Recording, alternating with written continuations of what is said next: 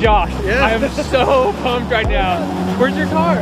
My car's back in the pits right now. So we just had the driver's meeting. They just opened up track, but we knew right away all the drivers were just gonna flood straight to the entry point. So we're letting it cool down for a minute. So stoked right now. People are going crazy right now. This is just the beginning. So stoked. It hasn't even been 30 minutes. It's awesome. You can barely see through the other What's up, man? Come on, right there. You got a 350. This is my roommate DJ. What's up? Nice to meet you, man. Nice to meet you, dude. I'm so stoked right now. God, this is Remy, of course. What are you driving? Right with him. Oh, really? And you guys probably. Yeah.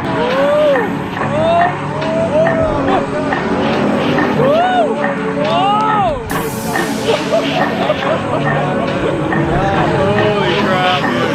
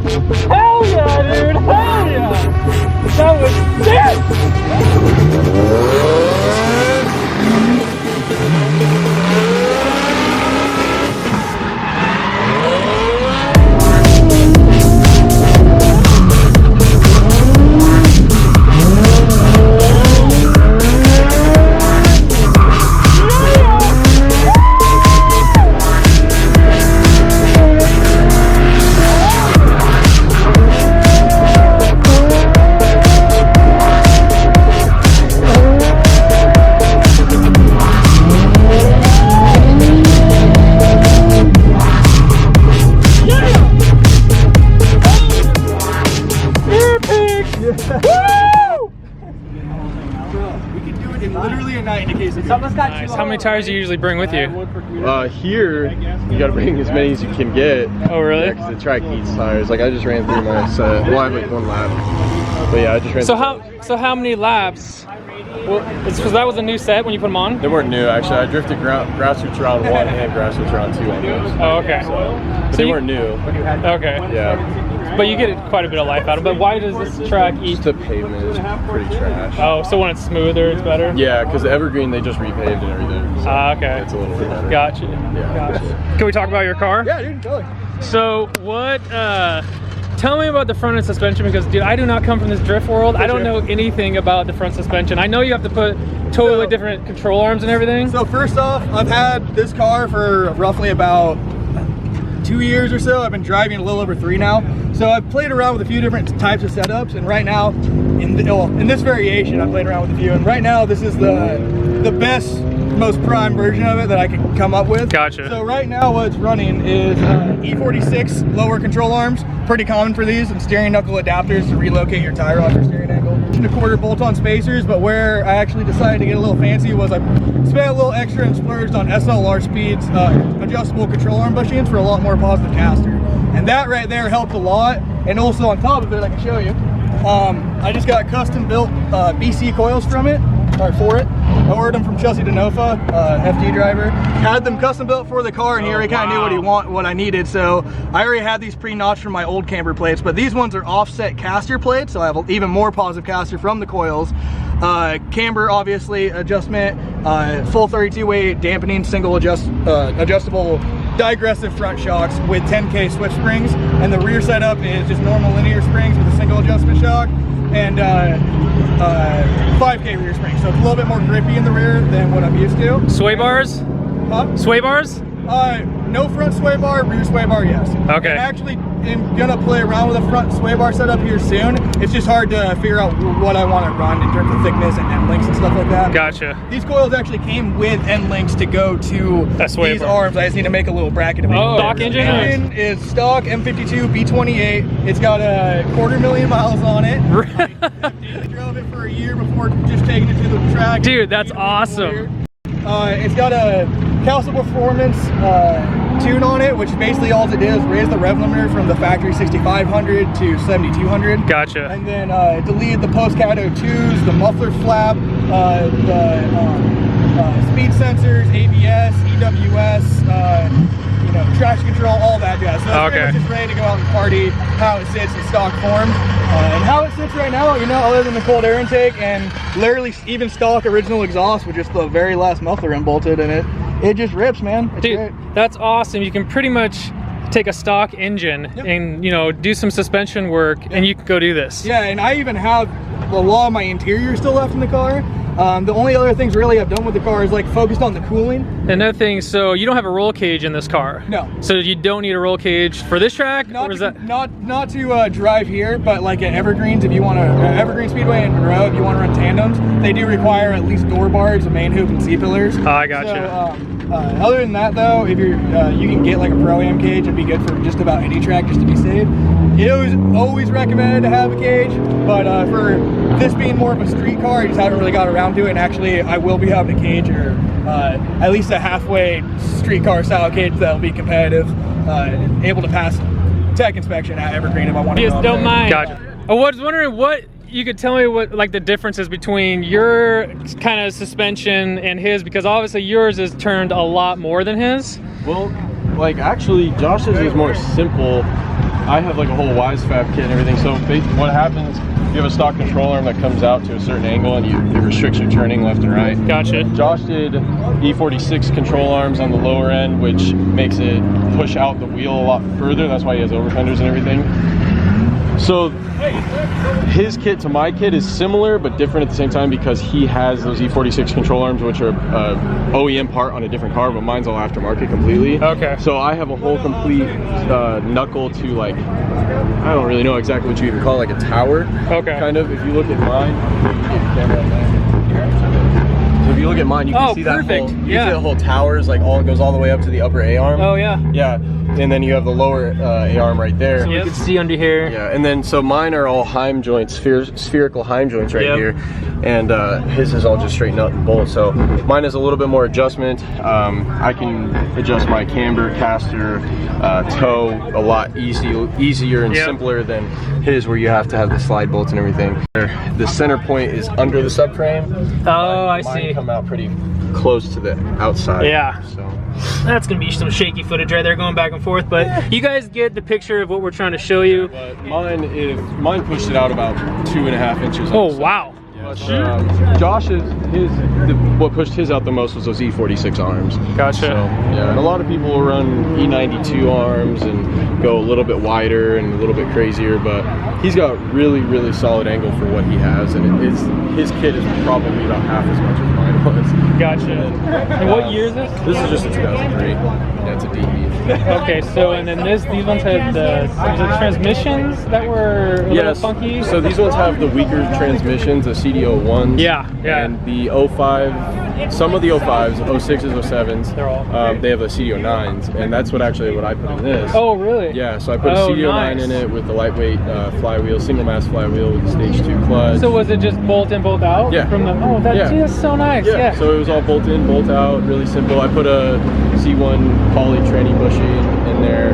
So because if you go with the solid ones, people say it'll crack the case on the transmission. So Gotcha. Yeah, I mean, this is the car that I've heard is really like maintenance free and like it'll just keep getting you could just rip on it. Beat on this car for about 3 years, and it definitely is throwing some fits now. Yeah. After like 4 laps, it was getting hot, and I need to do some other. Oh, for the cooling. Issues. Yeah, I need to do the oil cooler and everything. So Gotcha. Shout out to my sponsor Mishimoto. I gotta get up with them again. But yeah, no, I mean dude, these cars are. If you had a bone stock 350Z, you could come out to the track and have a great day and drive it home. That's what I've read online and everything. So that's why it's so nice that you said though you can just bolt in, bolt out a newer transmission from the 05 and up, right? Or 06 and up. Yeah, you just have to make sure it's stamped CD02 on the case. Gotcha. Can we check your engine? Yeah, for sure.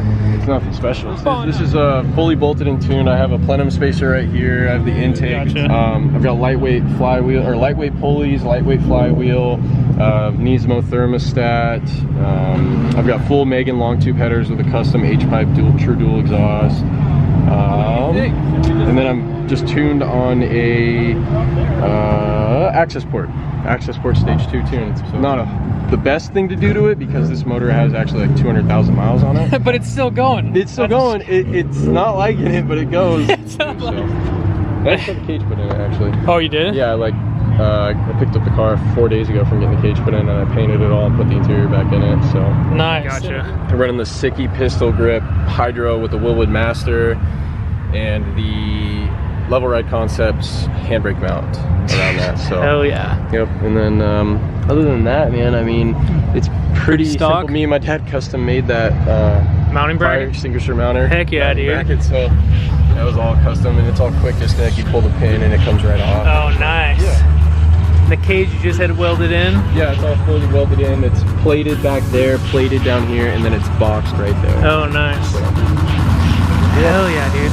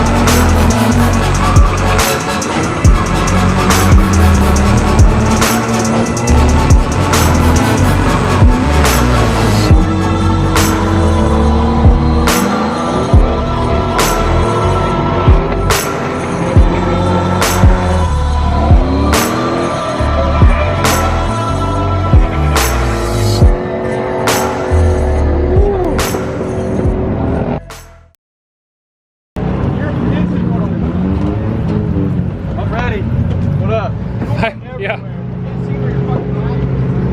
It's not a fire, it's cooling. Yeah. Yo, Jake, come over here.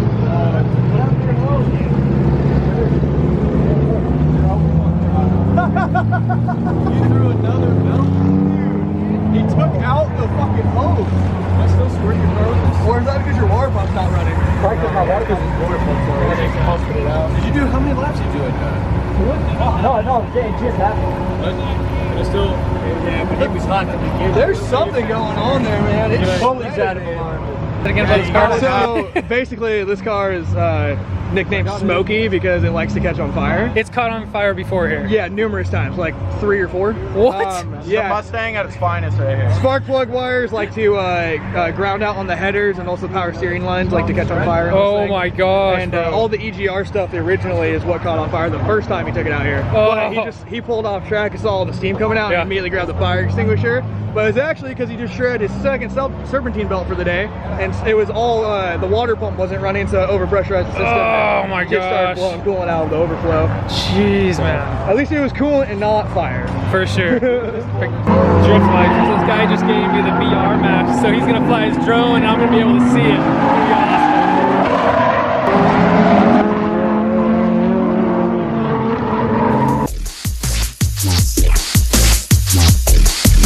It's gonna be awesome.